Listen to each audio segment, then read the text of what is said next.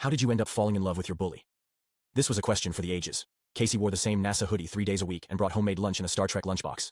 Every morning, she'd get to school early to feed the class pet hamster and organize the supply closet. Her biggest nightmare was Jenna, this blonde girl who made it her mission to ruin Casey's day. "Look, it's Space Girl with her alien food again. Did you pack pocket protectors in that ugly backpack?" she'd sneer.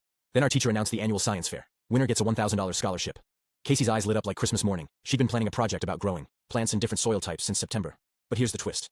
It had to be done in pairs, and guess who got stuck together? Yep, Casey and Jenna. Everyone expected Casey to beg for a new partner. Instead, she just sighed and wrote down both their names. Jenna looked like she wanted to transfer schools.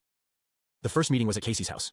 Jenna showed up 20 minutes late, chewing gum loudly, acting like she'd rather be anywhere else. Casey's mom offered them cookies and milk. Jenna barely said thanks, but then Casey's little brother Jake came running downstairs. He's got autism and gets really excited about meeting new people. Something weird happened. Jenna's whole face changed. She got down on his level, started asking about his Pokemon cards, even helped him organize them by type. For 30 minutes, she was just a regular kid being nice to another kid. Casey watched from the kitchen doorway, completely confused. Later, Jenna quietly told Casey that her cousin has autism too. She knows how to talk to kids like Jake because she babysits him every weekend. "He's the coolest kid ever," she said. "People just don't get it." Casey realized she'd never actually talked to Jenna before, just got yelled at by her. She decided to give the partnership a real shot. Their project was about testing which household items work best as plant fertilizer. Coffee grounds, eggshells, banana peels, boring stuff. But Casey made it interesting. Jenna actually started taking notes and asking questions. She even suggested testing different music on the plants after reading about it online. They met every Tuesday and Thursday at Casey's house. Jenna stopped wearing makeup to their meetings. She'd come straight from soccer practice, hair messy, actually listening when Casey explained photosynthesis. Once Casey caught her taking pictures of their plant growth charts. "Why do you act so mean at school?" Casey finally asked one day. They were measuring root lengths with a ruler. Jenna stopped writing and stared at her notebook.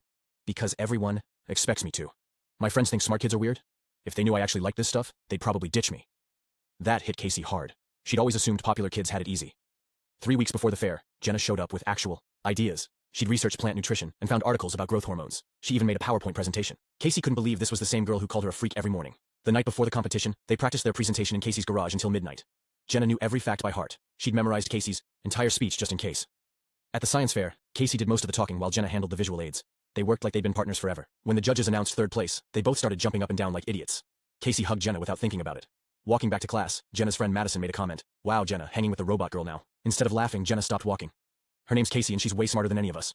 Madison looked shocked. So did Casey. That Monday at lunch, Jenna sat at Casey's table for the first time ever. Just the two of them, eating Casey's weird hummus sandwiches and talking about whether aliens exist. People stared, but neither of them cared anymore. 2 months later, Jenna asked Casey to go see a Marvel movie. Not as partners, not for school, just because she wanted to hang out. They shared a large popcorn and argued about physics plot holes the whole way home.